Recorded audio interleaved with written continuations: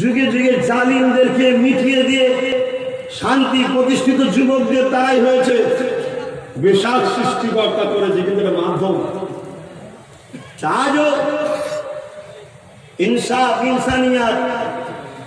আমি যুবক তরুণদেরকে বলবো, আপনারা আসুন আগিয়ে। না আজ কারো বোন বেউজ্জতি হলো, আজ কারো বেটি বেউজ্জতি হলো, আজ কারো মা বেউজ্জতি হলো, ভুলে যাবেন না কাল আপনার বেটি, আপনার বোন, আপনার মাও কিন্তু বেউজ্জতি হতে পারে, ঠিক না বেটি?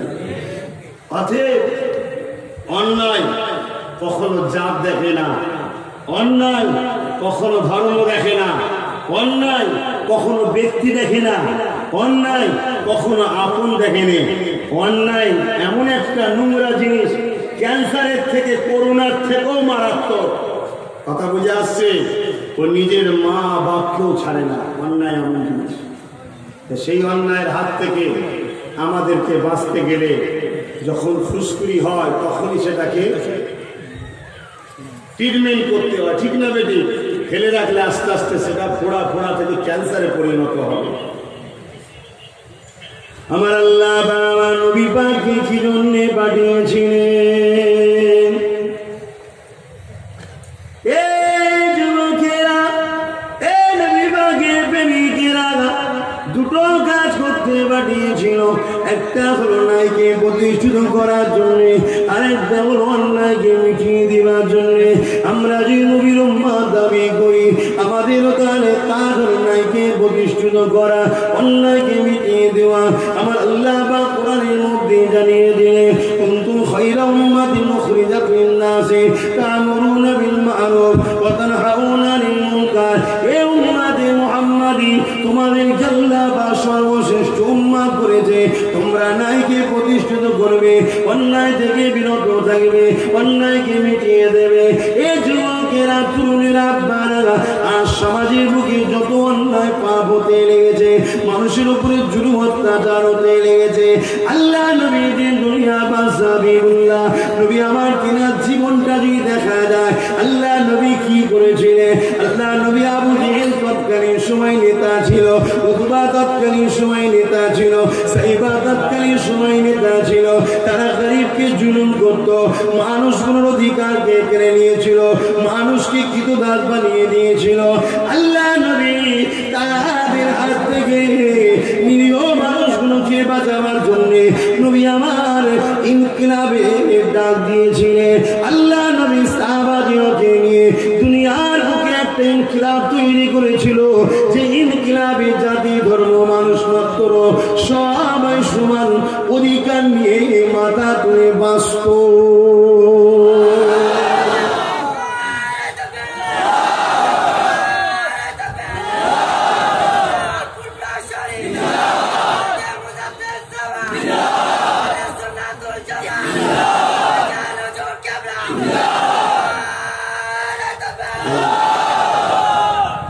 আমার রসুলের মিশন তো এটাই, ন্যায়কে প্রতিষ্ঠিত করা, অন্যায়কে মিটিয়ে দেওয়া, জালিমদের হাত থেকে আল্লাহর সৃষ্টিকে মুক্তি দেওয়া। আর যুগে যুগে ইতিহাস খুলে দেখুন, মানুষ মানুষকে কৃতদাস বানিয়েছে রাজশক্তির পাওয়ারে, মানুষ মানুষের উপর জুলুম করেছে রাজশক্তির পাওয়ারে। যুগে যুগে মিলিয়ে দেখুন, যাদের হাতে রাজশক্তি নিয়ে একদল মানুষ সরল প্রাণ মানুষের উপরে বেহিনসাফি করেছে, যখনই সেই জালিমদের বিরুদ্ধে কথা বলতে গেছে তাদেরকে জিন্দানে দিয়েছে, মিথ্যা মামলা দিয়েছে। আজও আমাদের সমাজে কেউ যদি অন্যায় করে থাকে, পিডিও অফিসের সামনে, থানার সামনে বা পঞ্চায়েতের সামনে আমার কষ্টের কথা যদি একটু জানাতে চাই, ইনসাফ তো পাচ্ছি না, উপরন্তু মিথ্যা মামলায় আমাকে জেলে ভরার প্ল্যান চলছে। সেই জালিম অত্যাচারিত সমাজ আবার আস্তে আস্তে বাড়ছে না কমছে? আজ আপনারা ভাবছেন যে অত্যাচার করছে করুক গে যাক বাবা, দেখার দরকার নেই। আরে আগুন যদি ওই পাড়াতে লাগে যদি আগুনটা বন্ধ না করো, আগুনের কাজ হলো পোড়ানো, ও পাড়ায় শেষ হয়ে গেলে আপনার পাড়ায় কিন্তু এসে হাজির হবে। অতএব এখনো সময় আছে, এখনো যদি আমরা দলবদ্ধ হয়ে রুখে দাঁড়াতে পারি, এই অন্যায়ের সাম্রাজ্য মিটিয়ে দেওয়া যাবে, এই জালিমের জুলুমকে মিটিয়ে দেওয়া যাবে, এই সন্ত্রাসীকে দমন করা যাবে। আজ আমার ভারতবর্ষে বিভিন্ন রকম আইন তৈরি হচ্ছে, এ আইন সে আইন, ও আইন ও আইন, কিন্তু দুঃখের বিষয় আমার ভারতবর্ষে কখনো দুটো আইন তৈরি হতে চাইছে না। যে আইন দুটোর বিষয়ে আমি বারবার চিৎকার করছি, একটা আইন করতে হবে, কোন ছেলে যদি তার বৃদ্ধা বাপ মাকে কষ্ট দেয় বা বুড়ো বাপ মাকে যদি বৃদ্ধাশ্রমে রেখে আসে, আইন করতে হবে ওই ছেলের 12 বছর কারাদণ্ড, জেল হবে। এই আইনের দরকার আছে না নাই? যুবকরা বলো আছে না নাই? তোমরা ভাববে যে হুজুর আমরা তখন যুবক, ভুল করো না, একদিন তুমিও বুড়ো হবে, আইন যদি থাকে তুমিও রেহাই পেয়ে যাবে, আর নাই তোমাকেও বৃদ্ধাশ্রমে থাকতে হবে। আর একটা আইন হলো আমাদের মায়ের জাত হলো বোন, মায়ের জাত হলো বেটি। আজকে সেই মা বেটিদের উপরে নোংরা নজরে যে সকল দুপায়ে পশুরা তাদেরকে হিংস্রভাবে আক্রমণ করে তাদের শরীরকে নিচে নিচে খাচ্ছে, সেই সকল হিংস্র পশুগুলোকে ওই জেলের মধ্যে ঢুকিয়ে সরকারি টাকায় খানা খেয়ে লাভ নাই, তাদেরকে প্রকাশ্য রাজপথে ওপেন ফাঁসি দিতে হবে এবং এটাকে লাইভ করিয়ে সারা ভারতবাসীকে দেখাতে হবে। এই আইন যদি হয়, দুদকটাকে যদি টাঙিয়ে দেওয়া যায়, বাকি যাদের অন্তরে শয়তান রয়েছে, নারীদের সম্বন্ধে নোংরা চিন্তা আছে, ওই সন্তান শয়তান বাইরে বেরোবে না, ও ভেতরে দরজে দরজে মরে যাবে। আমার ভারতের নারীরা সুরক্ষিত ভাবে ঘুরতে পারবে। এই আইনের প্রয়োজন ভারতে আছে না না? কিন্তু এত আইন হচ্ছে, বড় প্ল্যান করে গরিবদের ঘরে কৃতদাস বানাবার, ডি গ্রুপ ভোটার বানাবার না আইন তৈরি হচ্ছে।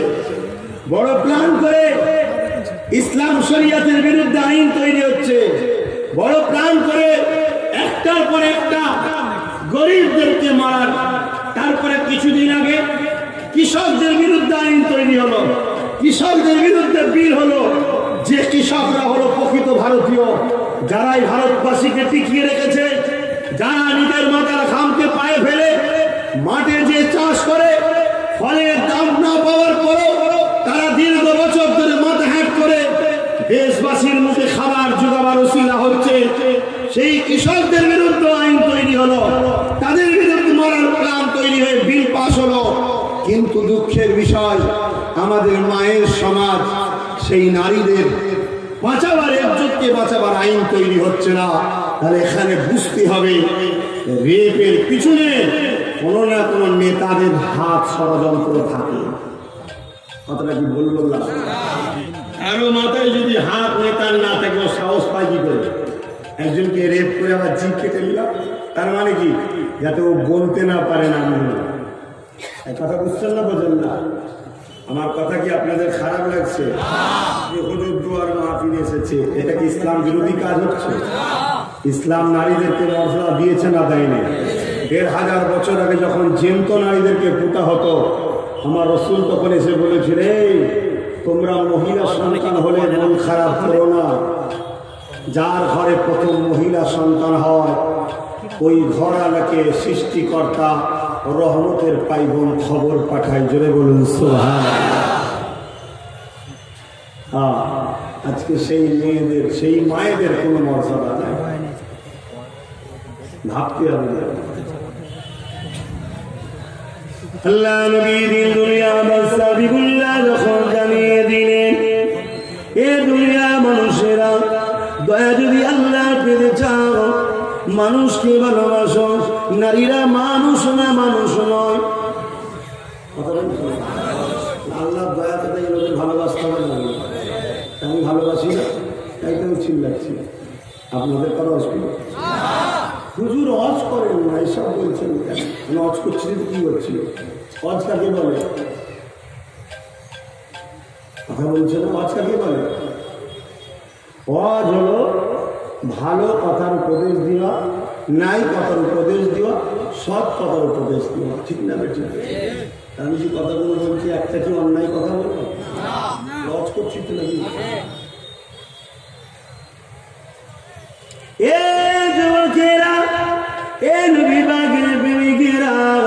আমার রাসূলুল্লাহর আদর্শ কেমন ছিল দেখে। আল্লাহ নবী যখন মক্কা জমিনে এসে প্রচার করতে লাগলো, আবু জেহেল উতবা সাইবা বলকে বলতে লাগলো, মানুষের উপরে জুলুম বন্ধ করো, রাজ ক্ষমতা দিয়ে মানুষকে কিদুদার বানাচ্ছ বন্ধ করো, মানুষের অধিকারকে দিতে লাগো, মানুষের নাগরিকত্ব, মানুষের যে মৌলিক স্বাধীনতা, এই স্বাধীনতাকে কেড়ে নিও না। মানুষ কখনো মানুষের কিদুদাস হবে না, মানুষ কখনো মানুষের দাসত্ব করবে না। এই দুনিয়ার মানুষেরা আল্লাহ নবী যখন এভাবে দাওয়াত দিতে লাগলো, আবু জেহেল বুঝতে লেগেছিল মুহাম্মদ যা বলে সত্য বলে, মুহাম্মদ যা বলে ঠিক বলে, কিন্তু এই মুহাম্মদ যদি রুকা না যায় তাহলে আমার দুর্নীতির রাজত্ব চলে যাবে, আমার সন্ত্রাসী রাজত্ব চলে যাবে, আমার গুন্ডাগিরি রাজত্ব চলে যাবে, আমার জুলুমের রাজত্ব চলে যাবে, আমার নারী দলকে শোষণ করে বেড়ায় বন্ধ হয়ে যাবে, মানুষকে যে আমার দাস বানিয়ে দিয়েছি বন্ধ হয়ে যাবে। এই জন্য আবু জেহেল প্ল্যান করলো আল্লাহ নবীকে কি করে মারা যায়, নবী পাককে কি করে রুকা যায়। আল্লাহ নবীকে অফার দিয়েছিল, এ মুহাম্মদ চুপ করে যাও, তুমি আমার বিরোধী করো না, তোমার কি লাগবে বলো, তোমাকে জমিন দেবো, গাড়ি দেবো। তৎকালীন সময় গাড়ি বলতে ঘোড়ার কথা, তখন ঘোড়া মানুষের শৌখিন ছিল, তোমাকে ধন দৌলত দেবো, তুমি চুপ করে যাও, তোমাকে সুন্দরী নারীর সঙ্গে বিবাহ দেবো। আল্লাহ নবী কি বলেছিলেন, না আমি দুনিয়ার কিছু চাই না, আমি শুধু চাই আমার আল্লাহ পাকের রাজি।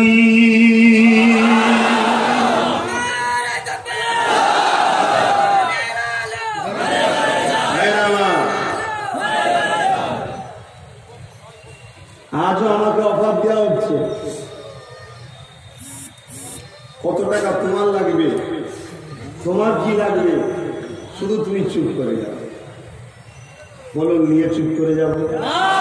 যদি নিয়ে চুপ করে যায় আমার কোনো অসুবিধা হবে? আপনারা কেউ কিছু করতে পারবেন?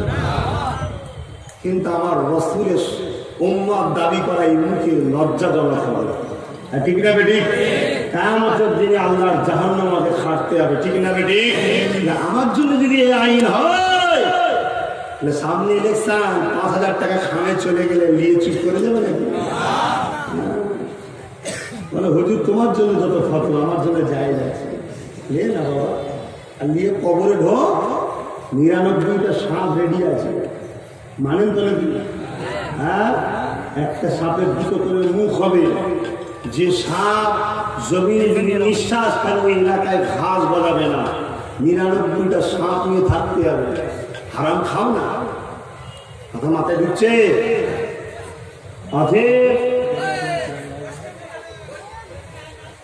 আমি চুপ করে যেতে পারি, কথা বুঝে আসছে না?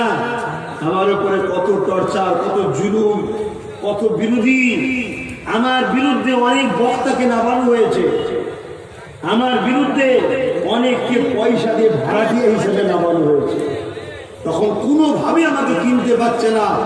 লাস্টে আমার বিরুদ্ধে অজকে কাটিং করে ফাঁসাবার ষড়যন্ত্র করছে। কথা বুঝে আসছে? আমি বলেছি করছে, আর নানা রকম চক্রান্ত করছে। আমি সমস্ত চক্রান্তকে গুরুত্ব না দিয়ে শুধুমাত্র আমার সৃষ্টিকর্তাকে রাজি করার জন্য গরিব অসহায় আল্লাহ সৃষ্টির হয়ে লড়ছি, আগামীতেও লড়বো, বলুন ইনশাআল্লাহ। আপনারা কারা আমার সাথ দেবেন এই লড়াইয়ের? তো আল্লাহকে সাক্ষী রেখে হাত তুলবেন। আপনারা বিক্রি হয়ে যাবেন না তো? আব্বাস সিদ্দিকীর সাথ দিলে জেলে যেতে হবে। আব্বাস সিদ্দিকীর রাস্তাটা হলো আল্লাহ পাকের রাসূলের মনোনীত পছন্দের রাস্তা। এই রাস্তায় বাবা অনেক কঠিন, কিন্তু সাহাবারা জীবন দিয়েছে, এই রাস্তাকে কখনো ছেড়ে দেয়নি। জোরে বলুন সুবহানাল্লাহ। ইমামে আযম নুমান বিন সাবিত এই রাস্তার প্রতীক হয়েছিলেন। রাজার বিরুদ্ধে কথা বলেছিল, ইমামে আজমকে রাজা জোর দেখিয়েছিল, হে আবু হানিফা নুমান বিন সাবের, তুমি আমার পক্ষে রায় দাও, আমার পক্ষে ফতোয়া দাও। ইমামে আজম বলেছিলেন শরীয়ত কারো বালাকারী সম্পত্তি নয় যে কারো পক্ষপাতিত্ব করবে। শরীয়ত সর্বসময় ন্যায়ের পক্ষে চলে, সত্যের পক্ষে চলে, তাতে কার গর্দানে তরোয়াল পড়বে দেখা যাবে না। ইমামে আজম নুমান বিন সাবের ন্যায় কথা বলার জন্য, সত্য কথা বলার জন্য তৎকালীন সময় যে নেতা ছিল রাজ শক্তি দিয়ে ইমামে আজমকে জেলে বন্দী করেছিল। ইমামে আজম জেলখানায় ছিল, তথাপি ইমামে আজম নিজের অস্তিত্বকে বিক্রি করেনি। আজও তাই বাংলার পৃথিবীতে কোটি কোটি মানুষ ইমামে আজমকে আজও স্মরণ করে, কিন্তু সেই জালিম বাদশাকে একটা কেউ স্মরণ করেনি। ঠিক না বেঠিক? বসে যাবে মাঝে মাঝে। অতএব বাপ, দুদিনের এই যদি টাকা পয়সা লোভ লালসায় ফেসে যান আর জেলের ভয়ে যদি পিছিয়ে যান, তাহলে আপনার মধ্যে ঈমান আছে কোথায়? সাহাবাদেরকে কি অত্যাচার করা হয়েছিল? ন্যায়ের পক্ষে থাকার জন্যই তো অত্যাচার হচ্ছিল। এই ঠিক তো নাকি? হযরত বেলাল রাদিয়াল্লাহু তাআলা হুজুরের ইতিহাস জানেন না? আহা, আবু জেহেলের অন্যায় বিরোধী করে রাসূলুল্লাহ ন্যায় বলেছিল, ন্যায়ের পক্ষে চলে এলো। উতবা, সাইবা, আবু লাহাব, তারা যে অন্যায় কাজ করছিল সেই অন্যায় প্রতিরোধ করে মুস্তাফা জানে রহমতের দিকে এসেছিল। আমার বেলাল হুজুর আমার রাসূলের দিকে আসার জন্য গরম মরুভূমির বালির উপর দিয়ে ঘোড়ার পায়ের সঙ্গে দড়ি বেঁধে বেলাল হুজুরের দড়ি বেঁধে দিল ঘোড়ার গলার সাথে, আর গরম বালির উপর দিয়ে টেনে নিয়ে যাওয়া হলো। বেলাল হুজুরের পিঠের চামড়া ছিঁড়ে খালের কাছে জড়ো হয়ে গেছে, তথাপি অন্যায়ের সঙ্গে হাত মিলাইনে, অন্যায়ের কাছে মাথা নত করেনি, জান খুশিতে দিয়া পছন্দ করেছে, সত্য ন্যায়ের পক্ষে থেকেছে। জোরে বলুন সুবহানাল্লাহ। আজ সামান্য এক সপ্তাহ দু সপ্তাহ জেল খাটতে হয়, ইনশাল্লাহ জামিন করিয়ে দিচ্ছি, আমরাই করিয়ে দিচ্ছি, আমাদের নেতৃত্ব যারা আছে করছেন তো নাকি? এক দু সপ্তাহ সময় লাগছে না।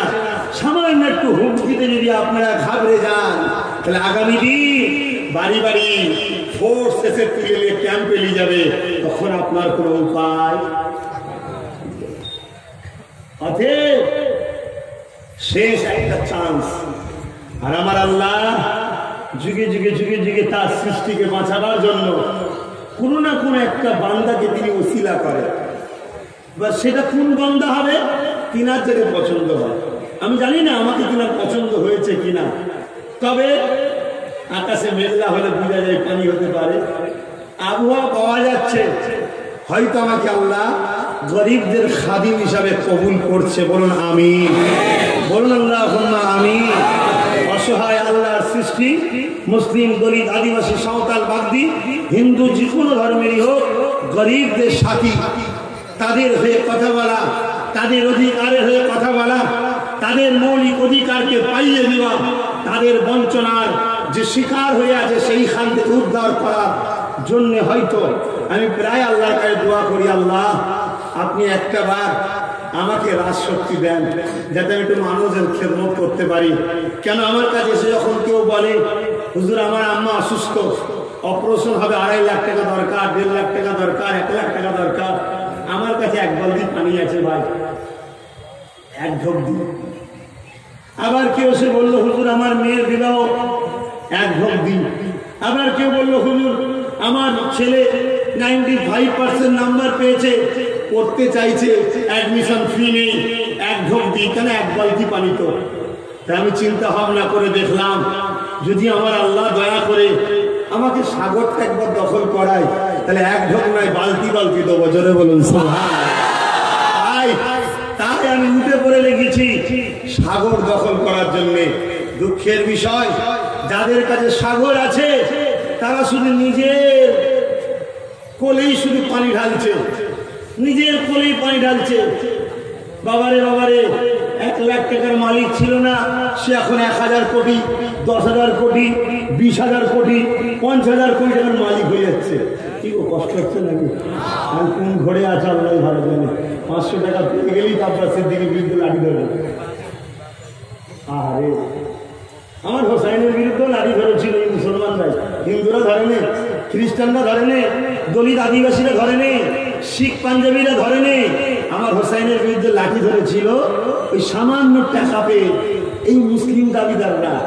আর ঠিক ভাঙরে কাঁচদিয়াতে আমি গিয়েছিলাম আমার এক ভাইকে দেখতে, জানেন তো নাকি? একটু বলে নিই ভাই, কি শুনিয়ে রেখেছে মৃত্যুকরা কে জানে।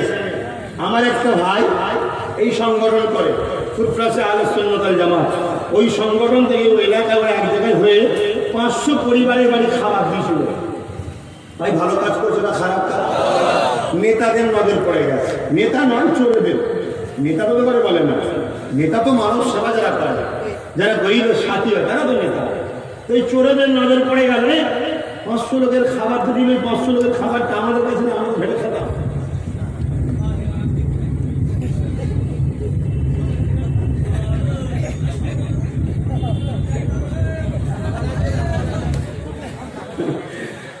মুফতি সাহেব শুনছেন তো ভাই? না রে, হাওয়াটা লাগছে না। ঠিক আছে ঠিক আছে, একটু তাহলে ব্যাপারটা একটু বলে দেওয়া দরকার, কথা সে গেছে না। কি শুনিয়ে রেখেছে আল্লাহ জানে। আমার মাকে শোনাবো না, আমার আব্বাকে শোনাবো না, আমার ভাইকে শোনাবো না, আমার বোনকে শোনাবো না। আমার মাটা একটা হিন্দুও হতে পারে, আমার মাটা একটা বাপটা হিন্দু হতে পারে, আমার একটা ভাই হিন্দু হতে পারে, আমার একটা বোন হিন্দু হতে পারে। কি হিন্দুকে মা বললে গুনাহ নাকি? হ্যাঁ, ওরা বাপ আদমের সন্তান নয়, ওরা মা হাওয়ার সন্তান নয়। হ্যাঁ, আকীদা আলাদা জিনিস, আত্মীয়তা আলাদা জিনিস। আকীদায় আমরা এক আল্লাহ ছাড়া কাউকে প্রভু বলে মানি না। জোরে বলুন সুবহানাল্লাহ। আকীদায় আল্লাহর কোনো ফটো নেই, আল্লাহর কোনো মূর্তি নেই, আল্লাহর কোনো ছবি নেই, আল্লাহর কোনো ভাষ্যকার নেই। আল্লাহকে কেউ দেখেনি, তার আকার নেই। তিনি কেমন আল্লাহু আ'লাম, অর্থাৎ আকার নেই বলে আকার দেওয়া যাবে না। কথা বুঝে আসছে? আল্লাহ কোন শরীক নেই, আকীদা এটাই। কিন্তু আত্মীয়তাতে আমরা সবাই এক পুরুষ এক নারী। পৃথিবীতে সর্বপ্রথম সৃষ্টিকর্তা একটা পুরুষ আর একটা নারীকে পাঠিয়েছিলেন। সেই পুরুষ আর সেই নারীর মিলনের ওসিলায় সন্তান তৈরি হলো। সেই সন্তান হতে হতে হতে হতে হতে আজকে পৃথিবীতে 700 কোটি সন্তান আছে। জোরে বলুন সুবহানাল্লাহ। কথা বুঝে আসছে? কিন্তু সবার শুরু কিন্তু একজন পুরুষ আর একজন নারী থেকে। আমারও শুরু তো সেই পুরুষ থেকে। জিনার শুরু হিন্দু, দলিত, আদিবাসী সবার, ঠিক না বেটি? সেই দিকে খেয়াল করে আমরা সবাই তাহলে তো এক বাবা মায়েরই সন্তান, ঠিক না বেটি? হ্যাঁ, কিন্তু আকীদায় আপনার সঙ্গে আমার পার্থক্য আছে। আকীদায় আমরা নবীকেও সিজদা করি না, আমরা নবীরও ইবাদত করি না। আকীদায় আমরা একমাত্র স্রষ্টা সৃষ্টিকর্তা ছাড়া কারো কাছে মাথা নত করি না, কারো কাছে চাই না, কাউকে প্রভু বলে ডাকি না, একমাত্র আল্লাহ ছাড়া। জোরে বলুন সুবহানাল্লাহ। এটা আমাদের আকীদা, এটা আমাদের বিশ্বাস। তা আমার বিশ্বাস আমার অন্তরে থাক না। মানুষ হিসেবে মানুষের মিল মহব্বত, ব্যবসা বাণিজ্য, কারবার, লেনদেন, উঠা বসা, আনন্দ ফুর্তি সব বন্ধুদের সঙ্গে হবে। অসুবিধা কি আছে? এক কথা বুঝছেন? কথা কারো খারাপ লাগছে? কি অবস্থা! মসজিদ কিভাবে তৈরি করতে হয় ওটা আমার দাদা শিখিয়েছে। মাদ্রাসা কিভাবে তৈরি করতে হয় আমার দাদা শিখিয়েছে। ওইখানে হাফেজ সাহেব, মৌলভী সাহেব এখন আমাদের বিরুদ্ধে ফতোয়া দিচ্ছে। একটা বুঝে আসছে? এ ফতোয়া ইমাম হোসাইনের বিরুদ্ধেও দিয়েছিল, আর আমার বিরুদ্ধে দেবে এটা চিন্তা করে মন খারাপ করার কিছু নেই। তা আমি কাঁচদিয়া তো এই ছেলেগুলো এই গরিবদের খাবার দিয়েছে দিবার জন্য ওই চোর টাকা ডেকে পাঠিয়েছে। ও বলেছে আমার কাজ আছে, এখন যাবো না, কারণ আমার ছেলেরা ধরে ইমানদার রে বাবা, এটা কাউকে ভয় করে না, ঠিক না বেটি? জেল থেকে বেরিয়ে ওর স্পিড দিকে আরো বেড়ে গেছে, গলায় পুলিশ মালাতে হয়ে গেছে। কথা বুঝে আসছে না? তুইকে আরো স্পিড বেড়ে গেছে, সর্বনাশ। কারণ ইমান করে এ জানি আমি বললেই লাখ টাকা বাঁচলো, লাখ টাকা। আমি তো অন্য কেউ নয়, আমি বললেই মদিনাওয়ালা দিদার হবে কবরে। জোরে বলুন সুবহানাল্লাহ। যারা নবী দেখতে চায়, নবী দেখার জন্য সব করতে পারে, ঠিক না বেটি? আল্লাহর রাসূল বুখারী মুসলিমের মধ্যে বলছে কবরে মুহাম্মদ রাসূলকে হাজির করা হবে, কবরে মুহাম্মদ রাসূলের দিদার হবে। জোরে বলুন সুবহানাল্লাহ। আরে গায়ে হাওয়া তো দুনিয়ার তারা লাগাবে, যারা সারদা নারদা ছেড়ে বসে আছে, এই কথা বুঝছেন না? বোঝেন না কেন? বললেই তো ফেরস্তা টুটি টিপে ধরবে। হারাম খেয়েছিস কেন বল, গরিবের খেয়েছিস কেন বল। তবে আল্লাহ যদি চায়, ক্ষমতায় যদি আসে, যে সকল গরিব ভাইরা সারদায় ফেসে গিয়েছিল তাদেরকে উদ্ধারের জন্য আমরা জান প্রাণ লড়িয়ে দেবো, চেষ্টা করব। কথা বুঝে আসছে? কেন গরিব মানুষ ভাই, অনেকে বিবাহের জন্য টাকা জমিয়েছিল, আর দিয়েছিল, জমি জায়গা চাকরি ভাই অনেক কষ্ট করে জমিয়েছিল, সব শেষ করতে লুটে লুটে খেয়ে দিয়েছে। কি গো, উদ্ধার করে গরিবের উদ্ধার করা ভালো না খারাপ? আপনাদের কষ্ট হচ্ছে তো ভাইরা আমার। আমি যে কথা বলতে চলে যাচ্ছি, তা কাজ দিয়াতে এই ছেলেটা যায়নি বলে সঙ্গে সঙ্গে 50-60 জন এসে, যেমন ইউপিতে উত্তরপ্রদেশে দেখেন না ভিড় মারপিট করে, ধরে ভিড় সবাই মিলে মারে, ঠিক ওইভাবে আমার বাংলাতে ইউপির একটা ছায়া পড়লো। দেখা যাচ্ছে যে কিভাবে ছেলেগুলোকে, কয়েকটা ছেলেকে মারধর করতে লাগলো, অর্থাৎ মত করেছে। লিঞ্চিংটা হয়নি, মারা যায়নি, কারণ সৃষ্টিকর্তার হাতে জান আছে। কথা বুঝে আসছে? তারপরের দিন লকডাউন ছিল, আমি যেতে পারলাম না। তারপরের দিন আমি ছেলেটাকে দেখতে গিয়েছিলাম। এই দেখতে যাওয়াটা কি অন্যায়? আপনারা যদি আমাকে, আমার ভাই হন, আমার আব্বা হন, আমার মা হন, আমার বোন হন, ভালোবাসা যদি থাকে, তাকে যদি দেখতে আসি, স্বাধীনতা আমার দেশে আছে না? এই দেখতে যাওয়াটা কি কাজ? আমার রাসূলের সুন্নাত, জোরে বলুন সুবহানাল্লাহ। এটা ইসলামেতেও জায়েজ আছে। আমরা ইসলামের অনুসারী যেটাই করি না, নেকি আছে, জোরে বলুন সুবহানাল্লাহ। আল্লাহ নবী প্রতিদিন একটা রাস্তা দিয়ে হেঁটে যেতেন। আল্লাহ নবী যে রাস্তা দিয়ে যেত, নবী পাককে কষ্ট দেওয়ার জন্য ওই রাস্তার উপরে একটা বুড়ি কাঁটা বিছিয়ে দিত। বুড়িটা ছিল গায়ের ইসলাম, ইসলাম কবুল করেনি, এক আল্লাহ নবীকে মানেনি। ওই বুড়িটা দেয় কাঁটা বিছিয়ে দিত যাতে আমার মুহাম্মদ কষ্ট পায়। এই যুবকেরা, আপনারা আল্লাহ নবী প্রতিদিন যেতেন, কাঁটাগুলোকে সরিয়ে সরিয়ে দিয়ে যেতেন। এই যুবকেরা, একদিন নবী আমার যায়, রাস্তায় কাঁটা বিছানো নাই। আল্লাহ নবী এলাকার লোককে জিজ্ঞাসা করলো, বাবা এখানে একটা বুড়ি কাঁটা বিছাতো, আর কেন কাঁটা বিছানো নাই? এর মানে নবী আমার জানতেন কে কাঁটা বিছাতো, কিন্তু নবী আমার কোনোদিন ওই বুড়ির বিরুদ্ধে কোনো অভিযোগ দেননি। আল্লাহ নবী খবর পেলেন বুড়িটা অসুস্থ রয়েছে, মুসিবতের মধ্যে রয়েছে। আল্লাহ নবী সঙ্গে সঙ্গে ওই বুড়িটাকে দেখতে ওই বুড়িটার ঘরে গেলে।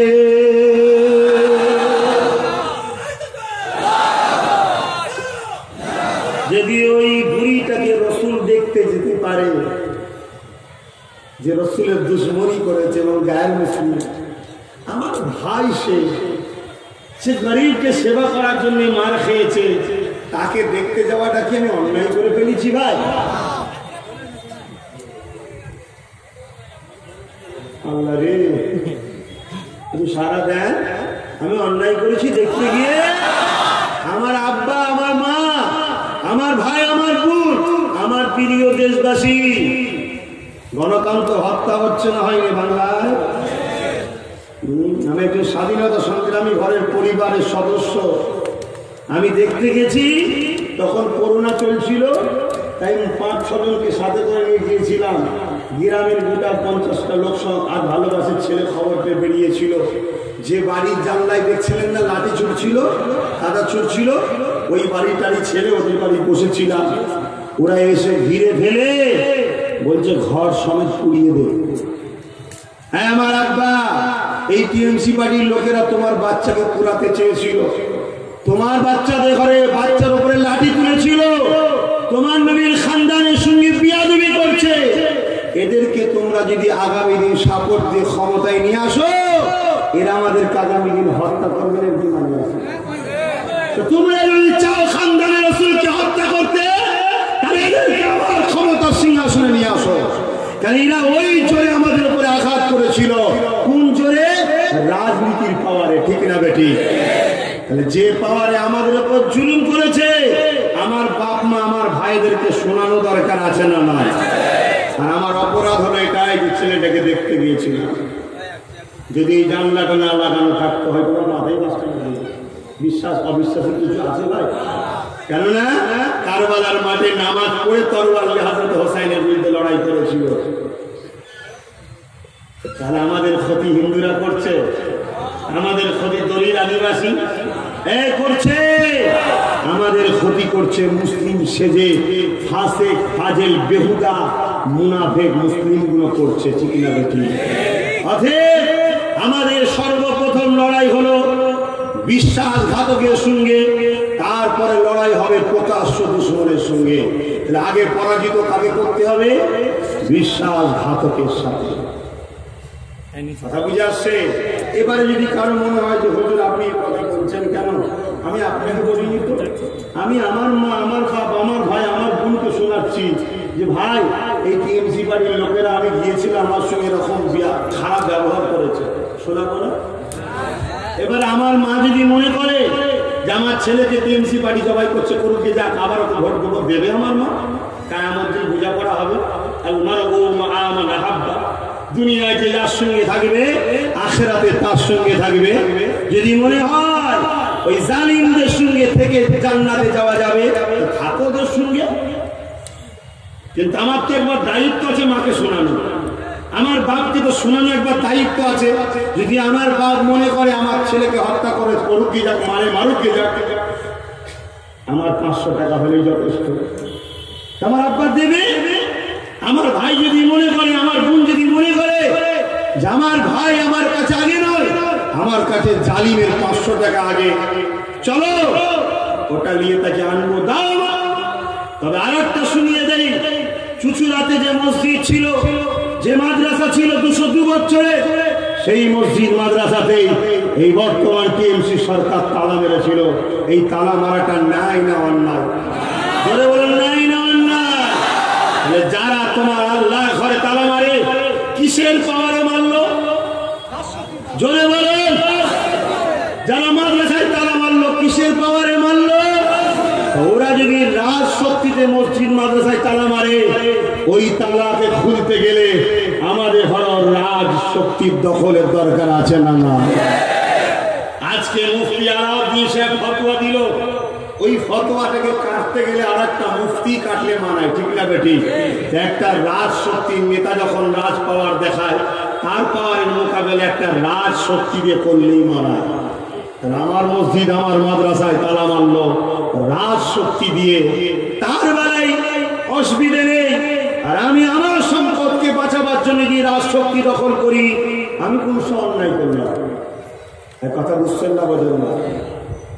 এরপরও যদি আপনাদের মনে হয় যে না আমাদের তো ঘরটা হয়ে গেছে, থাকেন না, আমার আল্লাহ চাইলে 22 এই ঘর থেকে বার করে ক্যাম্পে ফেলাবে, চিন্তার কোনো কারণ নেই।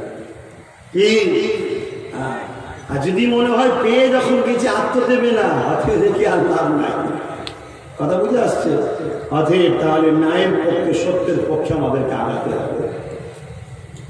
সেই জায়গা থেকে আমি গেলাম, ছেলেটাকে দেখলাম, দেখে যাওয়াতেই অশান্তি হল। নিশ্চয় আপনারা এটাই শুনেছেন আশা করছি। বাকি আমার বহু ভালোবাসার মানুষ, জাতি ধর্ম বর্ণ নির্বিশেষে শুধু মুসলমানদের রাস্তায় নেমেছে তা না, বহু অন্য ধর্মের মানুষ তারাও ভালোবাসে, তারাও রাস্তায় নেমেছিল, তারাও রোড অবরোধ করেছিল গণতান্ত্রিক প্রক্রিয়ায়। 1 ঘন্টা রোড অবরোধ করা প্রশাসনের কোনো বাধা দিবার অধিকার নেই, 1 ঘন্টার পরে রাখলে লাঠি চালাবার প্রশাসনের অধিকার আছে। গণতান্ত্রিক প্রক্রিয়া আমার ছেলেরা করেছিল, তারপরে সময় মধ্যে তুলে চলে গিয়েছিল। একটা জায়গাতে কিছু দুষ্কৃতী মানুষ তারা আমার ছেলেদেরকে বদনাম করার জন্য একটা চক্রান্ত করেছিল, বাকি সব জায়গায় শান্তিপ্রিয়ভাবে আন্দোলন হয়েছিল। বলুন আলহামদুলিল্লাহ। আমি কি কথা বলতে গিয়ে এদিকে গেলাম? কি গো শুনছেন তো নাকি? কি কথা বলতে গিয়ে এদিকে গেলাম?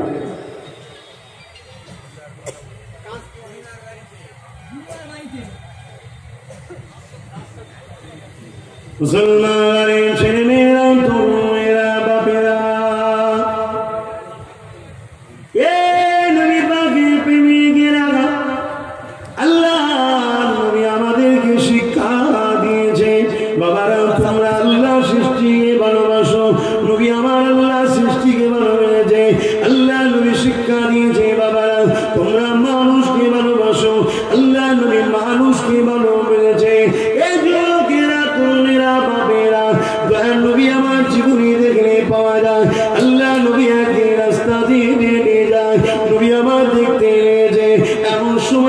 একটা রাস্তা ধারে বৃদ্ধা মহিলা বসে আছে, কেউ মহিলার দিকে তাকায় না, মহিলাকে খোঁজ নাই না।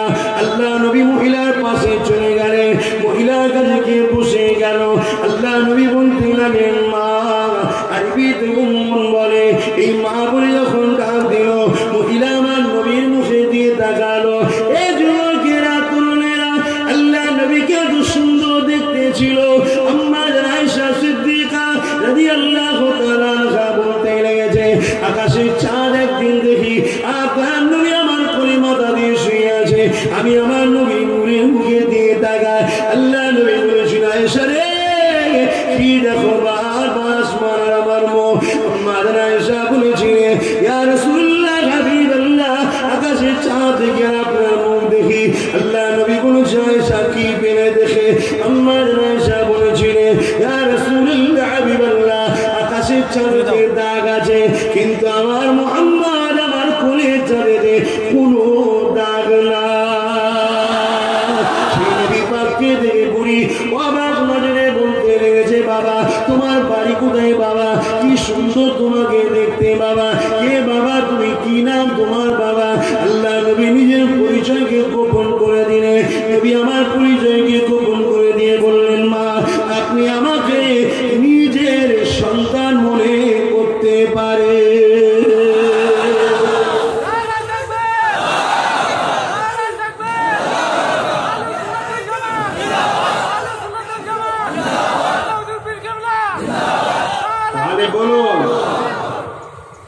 আমার রাসূলের পাক সাল্লাল্লাহু আলাইহি ওয়াসাল্লাম রাস্তার অপরিচিত মহিলা, বৃদ্ধা, কমজোর বসে আছে, তাকে মা বলে পরিচয় দিচ্ছে। আর যে মহিলার কথা বলেছি, কিতাব সাক্ষী দিচ্ছে, তিনার গলাতে 3টে ঠাকুরের মূর্তি ছিল। তৎকালীন সময় ঠাকুরের নাম ছিল লাত, উজ্জা, হবল। এসব ঠাকুরের উপাসনা সেই সময়ের মানুষ কিছু তারা মানত। সেই ধর্মের একটা মানুষ এই মহিলা ছিলেন। সেই রকম একটা মহিলাকে রাসূল মা বলে সম্বোধন করছে। তাহলে প্রতিটা অসহায় মানুষের পাশে দাঁড়ানোর অধিকার ইসলাম আমাকে দিয়েছে না দেয়নি? আল্লাহ নবী মহিলার বিষয়ে বর্ণনা করে নিয়ে গেল। আম্মা জানকে বলেন তার সেবা যত্ন করো। আম্মা জান সেবা যত্ন করলেন। এই যুবকেরা, এই নবী পাকের প্রেমিকেরা, আল্লাহ নবী সাহাবাদেরকে আরো শুনিয়েছেন, এ বাবা সাহাবারা, কাল কিয়ামতের ময়দানেতে এমন সময় একটা বান্দাকে আল্লাহ হিসাব নিকাশটা নেবে। যুবকেরা, তরুণেরা, মন দিয়ে শোনো গো, বিচারের দিনটা সবাইকে যেতে হবে। সুম্মান ফিদাও খুলাফায়ে যখন কিয়ামত ইয়ানজিরু, আবার সিংহাতে ফু দেওয়া হবে, আবার সেই জায়গায় সবাইকে দাঁড় করানো হবে। ওই ময়দানে মাশরে তোমাকে আমাকে দাঁড় করানো হবে। ওই জায়গাতে আল্লাহ পাক জিজ্ঞাসা করবে, এ বান্দারে, আমি আল্লাহ পাক তোকে জীবন দিয়েছিলাম, এই জীবনটা তুই কোন রাস্তায় কাটিয়েছিস বল? জিজ্ঞেস করবে না? আপনাদের জীবন দিয়েছে কে? আল্লাহ। এই জীবনটা তো খরচ করা দরকার আল্লাহর রাস্তায়, ঠিক তো? আপনারা খরচ করেন, আল্লাহ জিজ্ঞেস করবে না? বান্দা আমি তোকে দুটো হাত দিয়েছিলাম, এই হাত দিয়ে তুই কি করেছিস বল? কি করে জিজ্ঞেস করবে? কিছু লোক মিথ্যা সাক্ষী দিচ্ছে না, দেয়। কিছু লোক পরের জমিন জোর করে দখল করছে না, করেনি? কিছু লোক লোকের গরিবের উপরে জুলুম, অত্যাচার, মারধর করছে না, করেনি? আল্লাহ তোকে যদি হাত না দিত, ও আল্লাহ হাত দিয়েছে, হাত দিয়ে জুলুম করছিস, পরের মালকে জোর করে দখল করছিস, কিয়ামতের দিন আল্লাহ জিজ্ঞেস করবে না? শুনছো আমার কওমের মানুষ, কারণ তোমাদের ঘরে দিয়ে তো বেশি মারপিট করানো হয়। ভোট দখল করবে কে? মোল্লার বাচ্চা। বন্দুক ধরবে কে? মোল্লার বাচ্চা। মারপিট করবে কে? মোল্লার বাচ্চা। জঙ্গল পরিষ্কার করবে কে? মোল্লার বাচ্চা। রান্না করবে কে? মোল্লার বাচ্চা। খাবে কে? জালিমরা। কথা বুঝছেন না বুঝেন না? সবকিছু তো তোমাদের মধ্যেই করানো হচ্ছে, আর তোমাদেরও মাথা খুব করো। একটু গরুর গোশ কম করে খাও। গরুর গোশ খেয়ে খেয়ে গরুর মতো মাথা হয়ে যাচ্ছে, ঘুম মেরে আছে। গরুর জীবনে কিচ্ছু করতে পারে না, কিন্তু দেখবেন সবসময় ঘুম মেরে থাকে। কথা খারাপ লাগলো নাকি? আরে বিজ্ঞান বলছে, আর 1500 বছর আগে আমার রাসূল বলেছে, যে যে পশু খায় সে পশুর খসলত তার মধ্যে ঢোকে। 1500 বছর আগে আমার রাসূল বলেছে, আর আজকের বিজ্ঞান সেটাকে প্রমাণ করছে। খাও, এই গরুর গোশতের মধ্যে ভিটামিন আছে, কিন্তু এতে গোশ ছাড়া ভাত খাবে না। শাকসবজি সমাজকে মাছ দেখেই এত, এগুলো তো ক্ষতির কারণ। এত দুনিয়াবি ক্ষতি, লিভার নষ্ট, হজম শক্তি ক্ষতি হবে, অনেক কিছু প্রক্রিয়া ক্ষতি হবে। কেউ কথা খারাপ সব ঠিক আছে না, কিন্তু ভাত উঠছে না। একটু শাকসবজি খেতে হয়, কথা বুঝে আসছে। আল্লাহ তার শরীরটাকে এমন ভাবে তৈরি করেছে। আল্লাহ রসুলও বলেছেন তোমরা গোস্ত কম খাও, দুধ বেশি খাও। আমরা তো সব ডুবিয়ে দিতে চলে গেছি। আমার রসুলও বলেছে গোস্ত কম খাও আর দুধ বেশি খাও। আর আমরা তো দুধই খাই না, কি লাল চা খাই আর লাল পানি খাই নাকি? লাল পানি মুসলমানের ছেলে লাল পানি খায়। যদি কেউ লাল পানি খায় হারাম। হারাম শরীরে গেলে রক্ত হারাম হবে। হারাম শরীর কখনো আল্লাহর জান্নাত পাক জায়গা যাবে না। এই যুবকরা, তোদেরকে এই জালিম নেতারা ভোটের সময় বাড়ি বাড়ি মদের বোতল পাঠায়। তোদেরকে ওরা দুনিয়াতেও তো চাকরি বাকরি গাড়ি টাড়ি কিছু দেয়নি, অধিকারও দেয়নি। আখিরাত থেকেও তোদেরকে এই দুনিয়ার জালিম নেতাগুলো সরাচ্ছে। কথা শুনছেন না শোনেননি? এরা দেখে দেখে দেখে দেখে ঠিক মুসলিম এলাকায় স্কুল কলেজ করবে না, ঠিক মদের দোকান খুলেছে যাতে মাতাল হয় মোল্লাগুলো। এরা দেখে দেখে দেখে দেখে গরিবদের ঘরে চাকরি বাকরির পিছনে খরচ করবে না, ঠিক দেখে দেখে মুসলিম এলাকায় বারবার ফাংশন দেবে, নাচ দেবে। এখন পার্টির মিটিং এ লোক হচ্ছে না, অর্ধেক উলঙ্গ মেয়েকে নিয়ে নাচাচ্ছে যাতে করে ইয়ং ছেলেগুলো ভিড় করে। শুনে রেখে দেবে, যারা তোমাকে নারী দেখিয়ে টোপ দিয়ে ধরতে চায়, মনে রেখে দেবে তারা কখনো তোমাদের দুনিয়া আখিরাতের কামিয়াবির কথা ভাবে না। অতএব ওই সকল জালিমদের থেকে মুখ ঘুরিয়ে নেওয়া উম্মতে মুহাম্মাদির জন্য দরকার আছে না? না। গত কয়েকদিন আগে কৃষক বিল যখন হলো, ওই দিন আমি ভাঙড়ে একটা জলসায় গিয়েছিলাম। লোকে লোকারণ, বাপরে বাপ, আলহামদুলিল্লাহ বলেন। আমার এই মিটিং এর দিনে দূরে একটা জায়গায় পার্টির একটা মিটিং ছিল। সেই মিটিং এ কৃষক বিলের প্রতিবাদ, কৃষক বিলের প্রতিবাদ। কিন্তু সেখানে দেখা যাচ্ছে অর্ধ উলঙ্গ মেয়েকে দিয়ে নাচ হচ্ছে, ছেলেরা সব নাচছে, আর সবাই কিন্তু মুসলিম দাবিদার। বাহ, ওইভাবেই তোরা জাহান্নামে যাবি, ওইভাবেই জাহান্নামে যাবি। এজন্য রাসূল বলছে, আমার উম্মত দাবিদাররা, তোমরা কিয়ামতের শেষ দিন পর্যন্ত কুরাইশ বংশের বাচ্চাদের পিছনে দাঁড়াও, এদের নেতৃত্ব মানো। বলুন সুবহানাল্লাহ। আজ জালিমদের পিছনে চলে গেছো। মুসলিম সুন্নাতের শয়তানগুলো মুসলিম সেজে তোমাদেরকে ধোঁকা দিয়ে জাহান্নামী বানাতে চাইছে। আমি আমার জান্নাতি ভাইদের ঘরে, জান্নাতি পরিবারের সন্তানগুলোকে ওই ধোঁকাবাজ প্রতারক জাহান্নামীদের হাত থেকে বাঁচাবার চেষ্টা করতে পারি না ভাইয়ের আমার।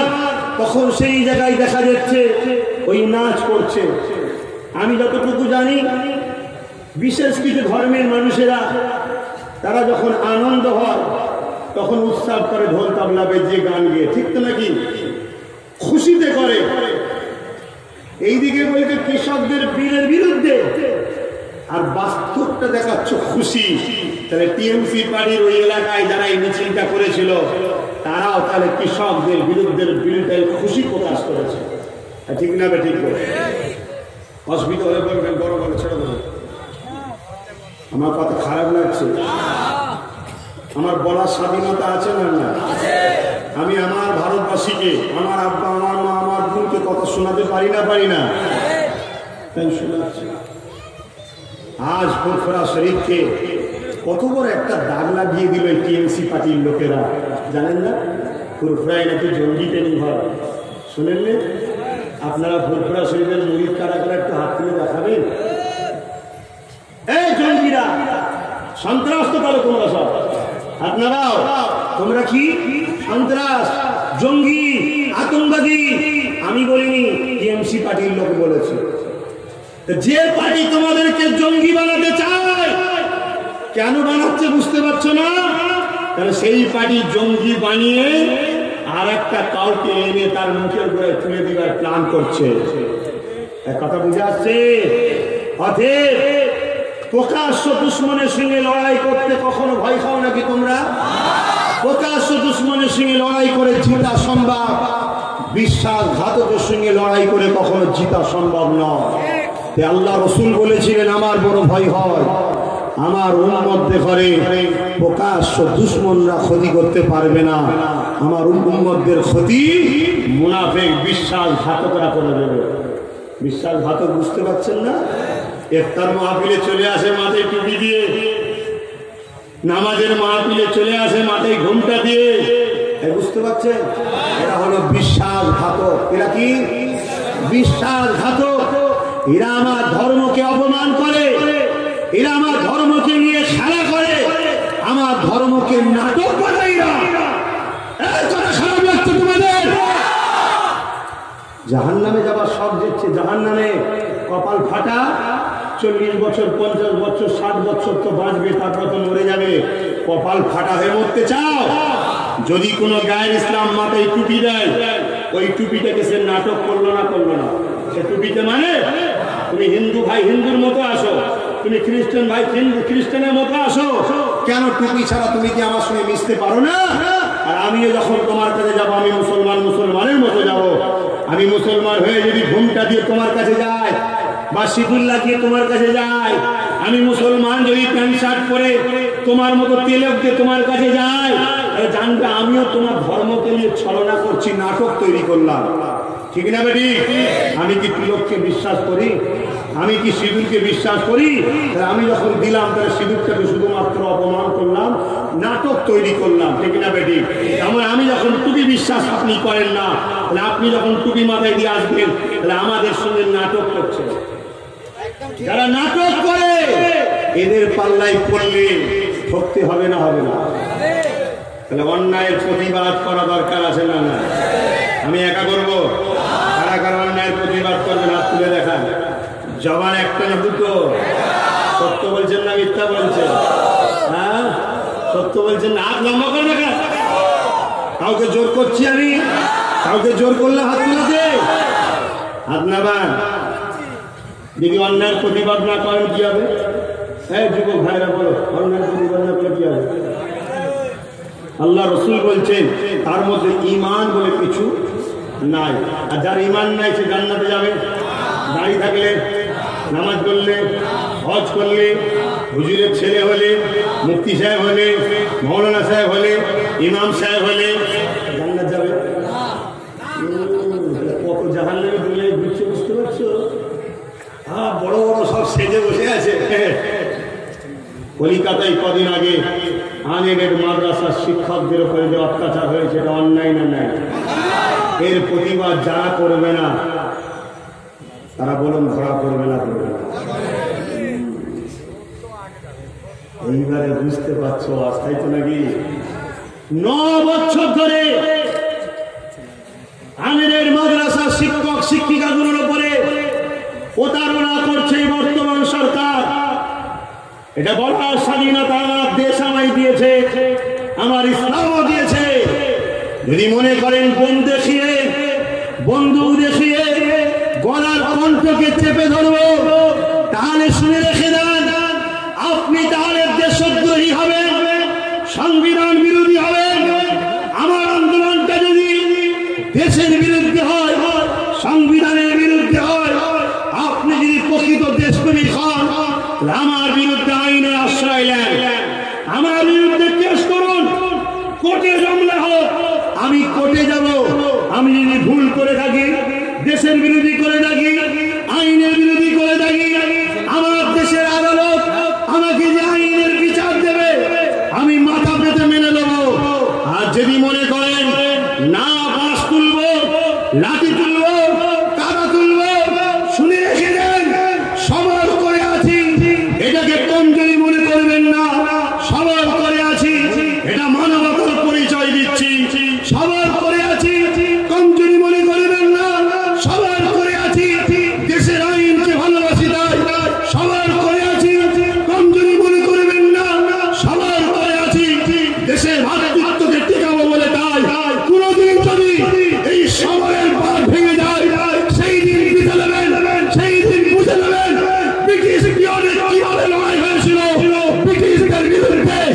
আর একবার সেই লড়াই হয়তো সেই দিন হয়ে যাবে যেদিন আমাদের ধৈর্যের বরফ ভেঙে যাবে। ঠিক না বেটে?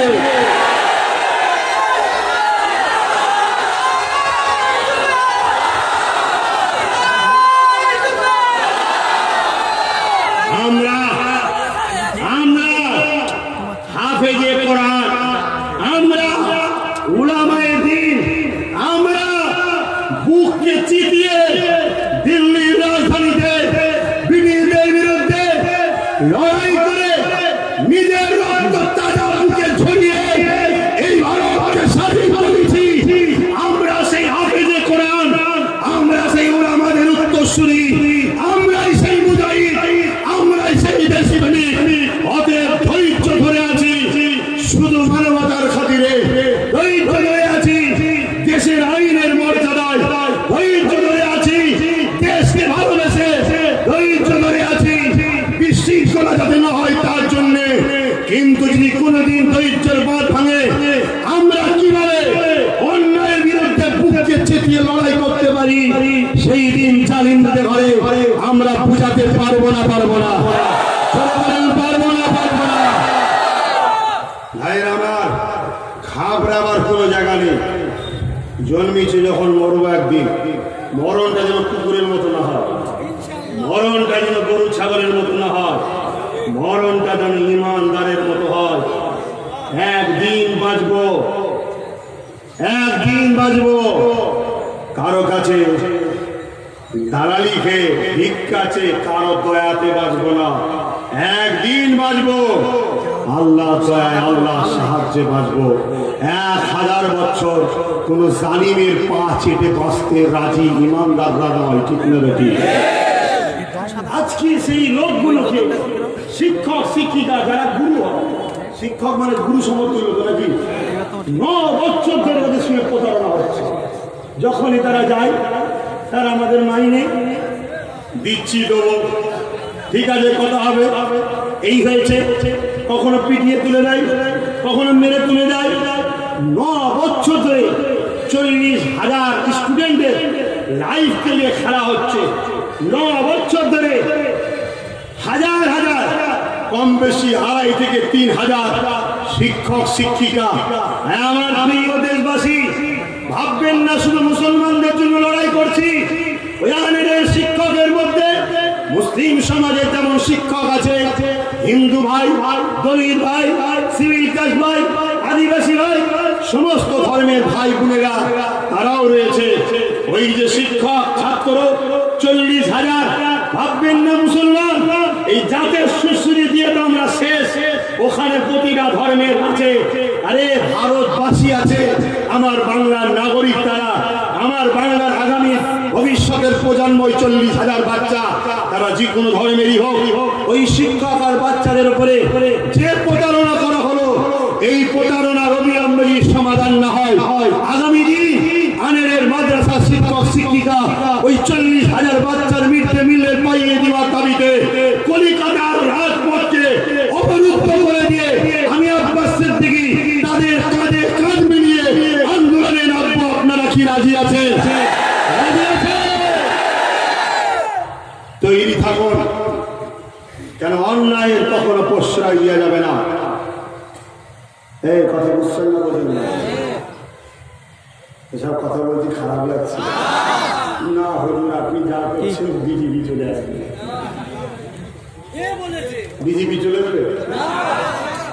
আপনার সিদ্দিক আসতে জলসায় আসবে না? এসে গেছে, এসে যাওয়ার সময় হলো তো বিজেপি চলে এসেছে না চলে আসবে?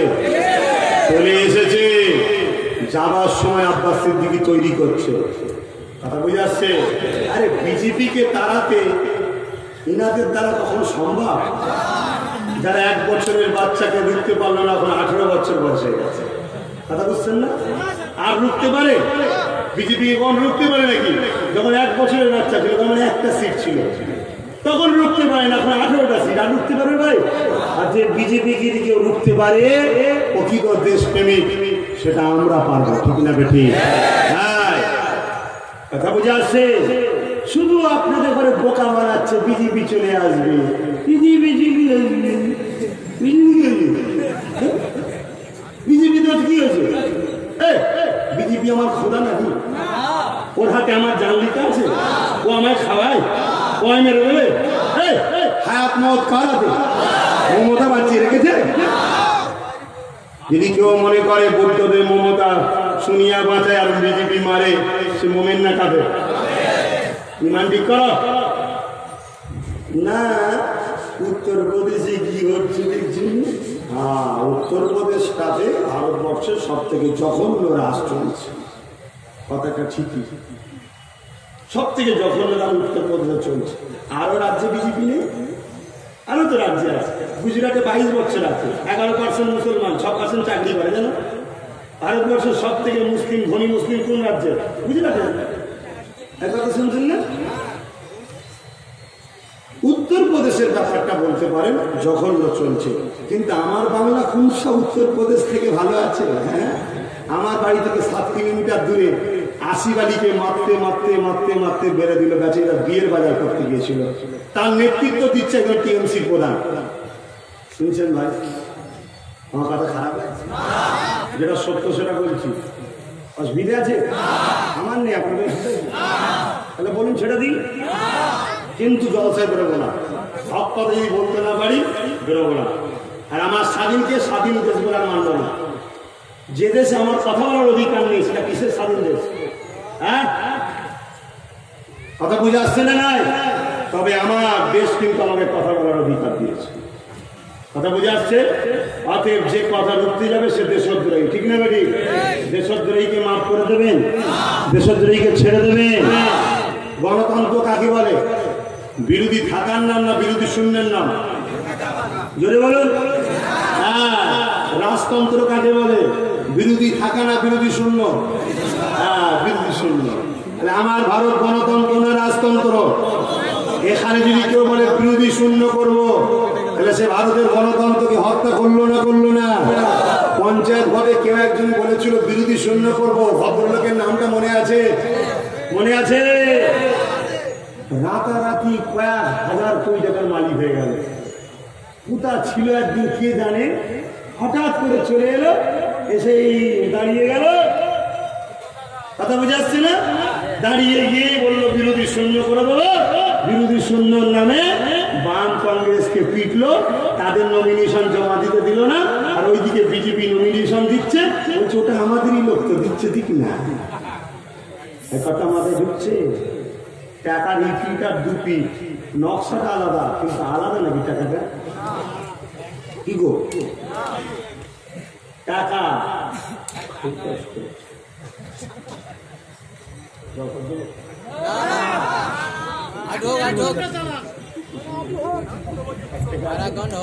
পাঁচ টাকা আছে?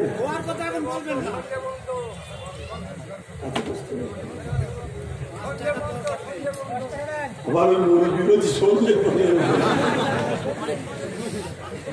তুলা করে ফেলবেন নাকি? এটা ক টাকা ভাই? জোরে বলুন। এটা ক টাকা ভাই?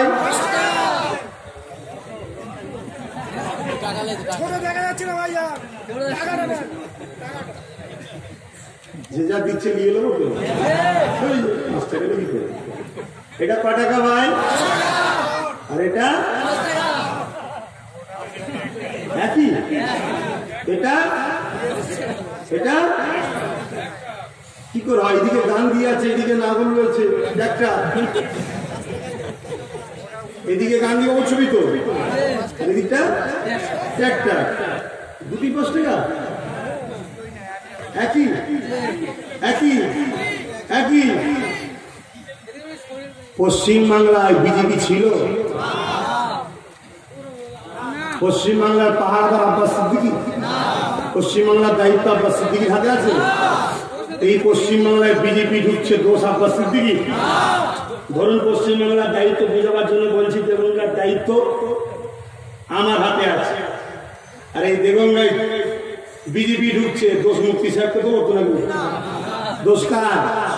পশ্চিমবাংলার দায়িত্ব আপনার, আর বিজেপি ঢুকছে আর আপনার চালাগুলো দোষ আমায় দিচ্ছে। তার মানে কথা বুঝছেন না? বোঝেন না? এই নাটক বুঝতে পারছেন তো? হ্যাঁ, নকলের গায়ে লিখা আছে নকল হইতো সব না। যারাই বিজেপি আসছে আনছে তারাই বলছে বিজেপিকে রুখতে হবে, এখন ভাগাভাগি করলে হয়, মিলে যাও মিলে যাও মিলে যাও মিলে যাও, ভাগাভাগি করলে হয়, বিজেপিকে রুখতে হবে রুখতে হবে। কথা শুনছেন না? আর আনন্দবাজার পত্রিকায় আমার বাংলার নেত্রী, আমার দিদি, আমরাই জেনেছিলাম নাকি? আনেনি? ফুরফুরার অবদান আছে না নাই দিদির পিছনে? কিন্তু ফুরফুরা শরীফকেই দিদি মিটাতে চাইছে, আল্লাহ মিটিয়ে দেবে।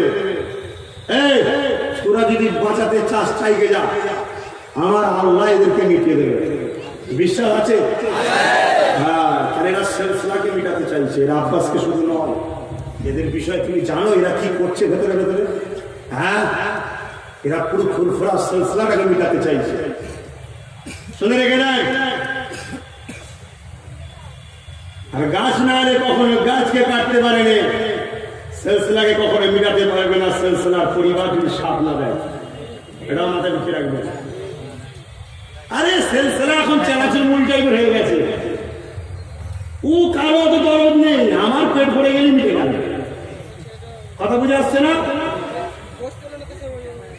রক্ত পানি করা পয়সা দিয়ে আপনার দেবঙ্গাতে পীর আবু বকর সিদ্দিকীর নামে বল্লভপুর মাদ্রাসা তৈরি করছে আব্বাস সিদ্দিকী।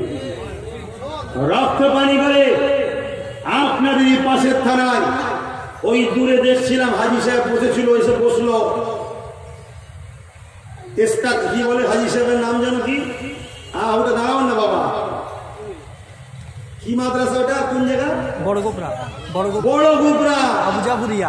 আবু জাফরিয়া মেজ হুজুরের নামে মাদ্রাসা চালাচ্ছি। এভাবে 45টা মাদ্রাসা শিক্ষা প্রতিষ্ঠান সব দাদা হুজুর 5 হুজুরের নামে, একটা আব্বাস সিদ্দিকীর নামে রাখিনি বাবা। ফুরফুরা শরীফে জায়গা কিনেছে 100 বিঘে। অনেকে বলেছিল তো জায়গা কিনে নে, তারপরে বললো 18 বিঘে। এখন বলছে জায়গা কিনেছে তবে বিক্রি করে দেবে। আর আমি আপনাদের বলে যাচ্ছি, যারা বলছে বিক্রি করে দেবে তাদের বললেই বলবেন ভাই শুনেছি আমিও বিক্রি করে দেবে, একটু খদ্দের থাকলে বলিস,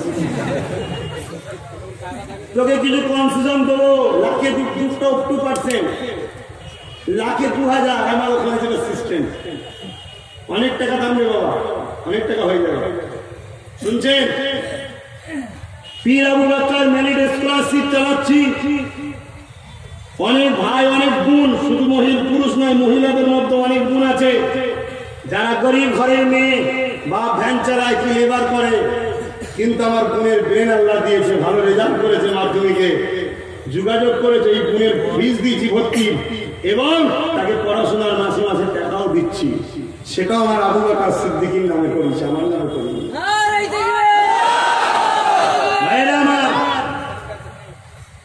আমি যে কথা বলতে যাচ্ছিলাম, কি কথা বলতে গিয়ে দিয়ে চলে গেলাম? বিজেপি আসবে।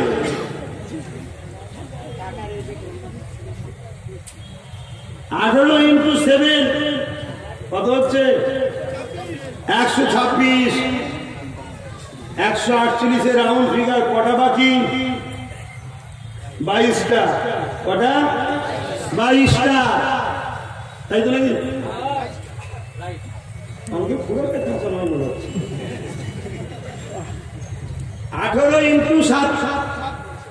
126টা তো অলরেডি পেয়ে গেছে, 18টা এমপি পেয়েছে তো, তাহলে বাকি রইল কটা? 22টা।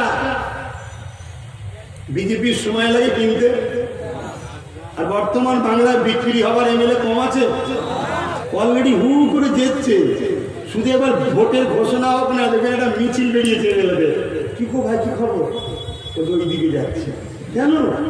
এখানে বীজ হিসাবে ছিলাম, ওখানে এবার চাষ হবে, কথা বুঝছেন না? তারপরে ভরসা করছেন তার উপরে যার নামে সারদার কেস আছে, সিবিআই পাঠালেই ছুটবে, শুনছেন না? তাহলে কার উপরে ভরসা করে আছি? যাকে পাহারা দিলাম 2011-য়, 19-এ দেখলাম 18 জায়গা দখল হয়ে গেছে, তার উপরে সম্পূর্ণ পাহারা দিবার ভরসা করে থাকলে দিল্লির মতো বসে মার খেতে হবে। কথা মাথায় ঢুকছে? দিল্লিতে কি হলো?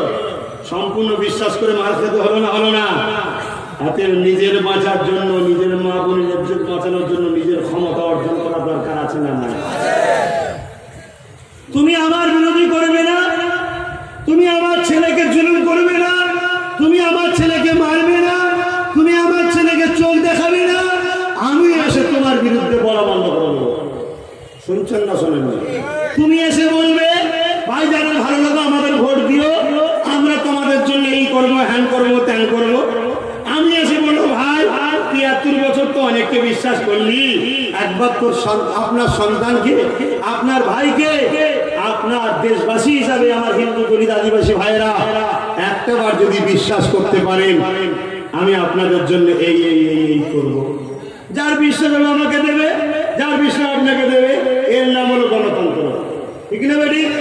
আপনি যদি বলেন ভোটের বুথে যেতে দেবো না, আপনি যদি বলেন আব্বাস সিদ্দিকীর সঙ্গে বিষলে ঠ্যাং ভেঙে দেবো, আপনি যদি বলেন ওর জলসা করলে জ্ঞানের কেস দেবো, আপনি যদি বলেন ওর জলসা করলে আফিনের কেস দেবো, আপনি যদি মিথ্যা মিথ্যা ষড়যন্ত্র করেন, আপনি যদি ভয় দেখান, তাহলে আমি আমার ছেলেদেরকে বলে যাবো লিস্টগুলোকে তৈরি করে রাখ, লিস্টগুলো তৈরি করে রাখ। ইনশাল্লাহ 21 আব্বাস সিদ্দিকী আসছে বাংলায়, ইনশাল্লাহ আসছে ইনশাল্লাহ আমাদের ফাটে যাবে, লিস্টগুলো তৈরি করে রাখ। কথা বুঝে আসছে? আর আমি তো বলেছিলাম যে আপনার সঙ্গী হাঁপিয়ে যাবো, বলেছি না? বলিনি? দেগঙ্গায় আমি দেবো, হাড়োয়ায় হাবড়ায় আপনি দিন, কি হাড়োয়ায় আপনি দিন, কি দেগঙ্গায় আপনি দিন, আমাকে বারাসাতে দিন, কি বারাসাতে আপনি দিন, আমাকে মধ্যমগ্রামে দিন। এক কথায় আমি বলেছিলাম উত্তর 24 পরগনায় 33-এ 9টা আমাকে দিন, বাকি 24টা আপনি নিন, বলেছিলাম না? বলিনি? ওই 24 জায়গায় আপনার হয়ে লড়বো যাতে বিজেপি না আসে, আর 9টা জায়গায় আপনি সিট দেবেন না যাতে ভোট ভাগে বিজেপি না আসে। সেই জায়গায় আপনি পরন্ত এই দাবি না মেনে আপনি ডুবানো কলি যদি এত মিজাজ দেখাতে পারেন, রান্নাকারে নৌকো তো প্রথম নতুন একদম বাজারে না দিয়েছি, নতুন নৌকোটা সবার সব থাকে, ঠিক না? আজ আপনাদেরকে বলে গেলাম আর 9টা নয়, 34-এ 34টাতেই দেবো। আর দরদ নয়, কেন অনেক জুলুম করতে আমার ছেলেদের করে। আর একটা ধর্মীয় জলসা করতে গেলে বাধা, এটা দোয়ার মাহফিল করতে গেলে বাধা, এ হচ্ছে না আইনে, সে বাধা দিচ্ছে কোন সাহসে? তার থেকে আমার পিছনে লোক বেশি আছে, তারপরও সে বাধা দিচ্ছে কোন পাওয়ারে? ভাই রাত পাওয়ারে।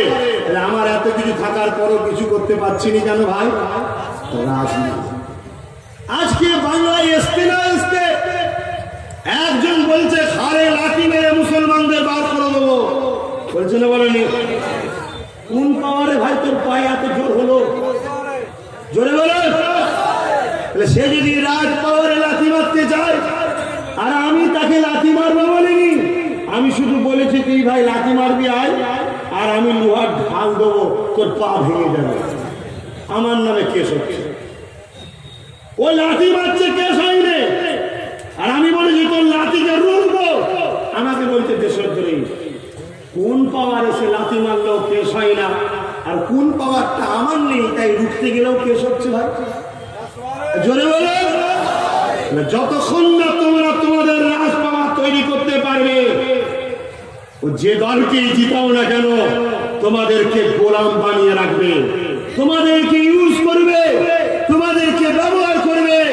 যতক্ষণ রস থাকবে ততক্ষণ মিশরাবে, রস শেষ হয়ে গেলে ছিবড়ে করে ফেলে দেবে, কথা বলতে গেলেই ছেড়ে ফেলে দেবে।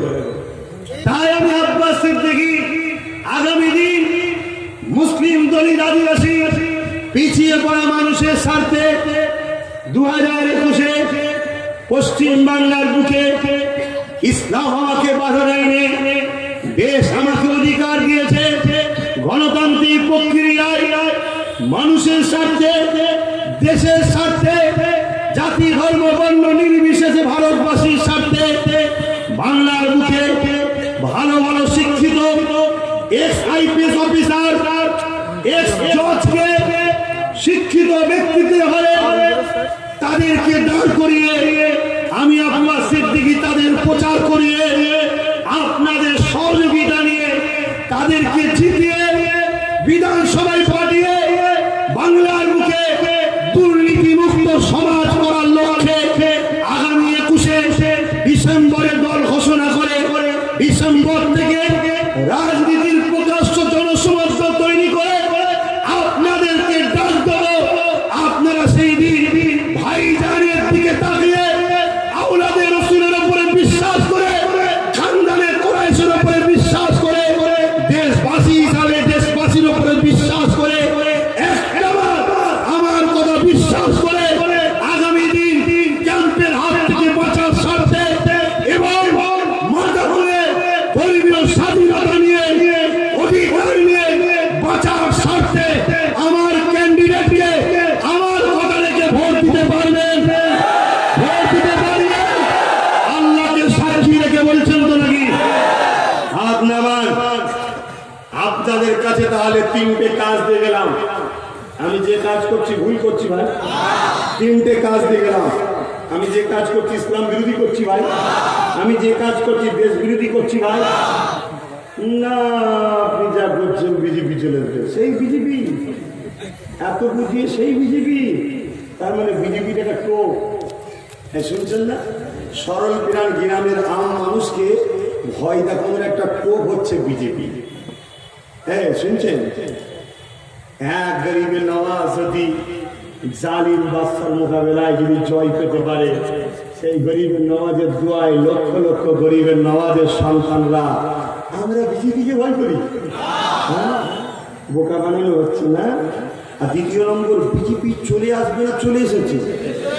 আব্বাস সিদ্দিকী এনেছে না? আপনি রাজনীতির কথা বলছেন বিজেপি চলে আসবে। 19-এর আগে রাজনীতির কথা বলেছি ভাই? 19-এর ভোটার পরে সিএবি বিলের পরে আমি রাজনীতির কথা বলেছি। তখন তো অলরেডি 18টা পেয়ে গেছে। তাহলে এই বিজেপি গুলো আসলে কি আব্বাস সিদ্দিকীর দোষে? আমি সিট দিইনি, বিজেপি চলে এসেছে। বলছে না, লোকসভার ভোটটা আলাদা ছিল। আলাদা ছিল মানে লোকসভার ভোটটা কি তাহলে জেনেরা দিতে না? কি গো এই কথা শুনছেন না? কিন্তু এখানে একটা রহস্য আছে। লোকসভার ভোটটা আলাদা মানে আমার ভয় হয়, এই লোকসভার ভোটটা আলাদা বলাতে আমার টেনশন হয় দিল্লির সাথে কোনো চুক্তি নাই তো, সেন্টার তোমার রাজ্য আমার। কথা বুঝছেন না? যেটা আলাদা ব্যাপার ছিল, লোকসভায় দিতে হবে কেন, সেন্টারটা বিজেপি থাকবে, রাজ্যটা আমার থাকবে, এই কথা নয় তো।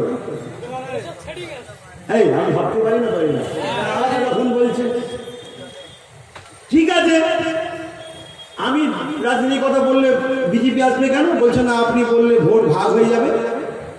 ও হ্যাঁ, তাহলে ভোট তার মানে আব্বাস সিদ্দিকীর আছে, ঠিক না বেটি? আপনার ভোট আছে, আপনি রাজনীতি করছেন, ওনার আছে উনি করছে, তিনার আছে তিনি করছে, তা আমার যখন আছে আমি করবো না কেন? হারিকেন কন্ট্রোল লুটা পাখা হাতি ঘোড়া সবাই প্রার্থী দিচ্ছে, দোষ নয়। আর আব্বাস সিদ্দিকীর বেলায় দোষ কেন? মাথায় ঢোকাও। আব্বাস সিদ্দিকীর বেলায় দোষ একটা কারণে, সবাই জিতলে মুসলমানের ক্ষতি হলো, কেউ কিচ্ছু বলবে না। আর আব্বাস সিদ্দিকী জিতলে শুধু মুসলমান নয়, কোনো গরিবের উপর জুলুম হলেই কিন্তু ও যে টুটি বদলবে। কথা বুঝছেন না? বোঝেন না? আরে আব্বাস সিদ্দিকীর হাতে কোনো পাওয়ার আছে নাকি? এখন রাজ পাওয়ার আছে? এই রাজ পাওয়ার না থাকার পরও যদি সারা বাংলা কাঁপিয়ে দিতে পারে, ও যদি রাজ পাওয়ার পেয়ে যায় তাহলে কি করতে পারে? ভাবছে ওরা, ঠিক না বেটি? এই জায়গায় ওদের প্ররোচনা, ওদের ধোকায় পা দেবে। ওরা বহুত কিছু প্ল্যান করবে আগামী দিন, বিভিন্ন জায়গায় ইচ্ছা করে মারপিট লাগিয়ে দেবে, দিয়ে তোমাদের ভয় খাওয়াবে, পা দেবে ষড়যন্ত্রে। মনে রেখে দিও, দিল্লি, বিহারে ভাই কতক্ষণ বলছি, খারাপ লাগছে? ইজাজত দিচ্ছেন তো নাকি? শুনতে রাজি আছেন তো নাকি? হাত তুলে বলুন, শুনতে রাজি তো? আপনার দিল্লিতে, এই বিহারে সমস্ত মুসলমান বিজেপি তারাও, বিজেপি বলছে দাঁড়া একবার এসে তো সাইজ করছে। তার মানে কি, বিজেপির মাইন্ডে ঢুকানো হচ্ছে মুসলমান ছাড়া সবাই তোমার বন্ধু। শুনছেন না সবাই? মুসলমান ছাড়া সবাই তোমার বন্ধু। তাহলে বিজেপি যদি আসে, তাহলে ওর দুশ্মনকে মারবে না? ওর দুশ্মনটা কে হয়? মুসলমান। এটা তৈরি করা হচ্ছে তো নাকি? বুঝছেন না, বোঝেন না? তৈরি করা হচ্ছে তো। বিজেপি যদি মুসলমানের শুধু বিরোধী হতো, তাহলে এয়ার ইন্ডিয়া যে বিক্রি করলো, এয়ার ইন্ডিয়ায় 1,22,000 লোক চাকরি করে, মাত্র 2,000, 1,20,000 অমুসলিমের চাকরি গেল। শুনছেন ভাই? এইবারে অনেক কিছু বিক্রি করেছে বিজেপি, পুরো দেশটাকে দিন পর বিক্রি করে দেবে। কথা বুঝছেন না, বোঝেন না?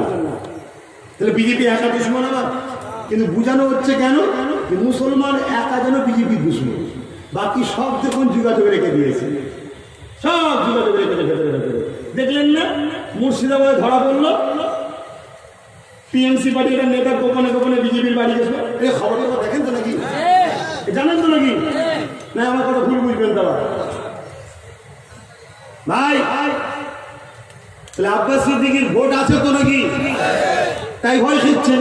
তাহলে আমি বলুন, আমি যে কথা বলেছিলাম কথাটা ভালো না খারাপ? যে 9 জায়গায় আমার ভোটটা নেবো, বাকি জায়গায় 24 জায়গায় আমার যে ভোট আছে এই ভোটগুলো আপনাকে দেবো। এই অফারটা ভালো ছিল না খারাপ ছিল? যখন মানেনি, তাহলে সব জায়গায় দিয়ে দরকার আছে না? তাহলে 33 জায়গায় হবে তো নাকি? হ্যাঁ, রেডি তো নাকি? আলহামদুলিল্লাহ। এরপরেও যদি বলে বিজেপি চলে আসছে, মানা যাবে? ভাই ভোট ভাগ হলে বিজেপি চলে আসবে, তাই তো নাকি? তুমি যদি ভোট ভাগ করো তাহলে বিজেপি আসবে। শুনছেন না? দেখুন ভাই, যদি তুমি ভোট ভাগ করো, আসবে না? আমার বিরোধী যারা আছে তাদেরকে দেখো না বিগত দিন তারা কি করেছে। আর আমি তো বিগত দিন তোমাদের সঙ্গে ধোকা তো দিইনি, ঠিক না বেটি? যদি বলেন না তুমি পরে করবে, তোমরা তো 10 বছর 20 বছর করলে, তোমরা তো সরে যাও না, আমাকে 5 বছর দাও না, ঠিক না বেটি? তুমি যদি আমাকে বলো পরে করবে, আমি বলতে পারি না তুমি 10 বছর করছো, রেসলাম আমি 5 বছর করি, কি ওসব কথা হয় না। দেশ তোমারও, দেশ আমারও। আমার বাপের সম্পত্তি নয় দেশ বাবা খালি, তোমারও বাপের সম্পত্তি নয় দেশ বাবা খালি। তুমি তোমার মতো করো, আমি আমার মতো করো। যদি বলো গাই জুয়ারি দেখাবো, শোনেন, যদি বলে গাই জুয়ারি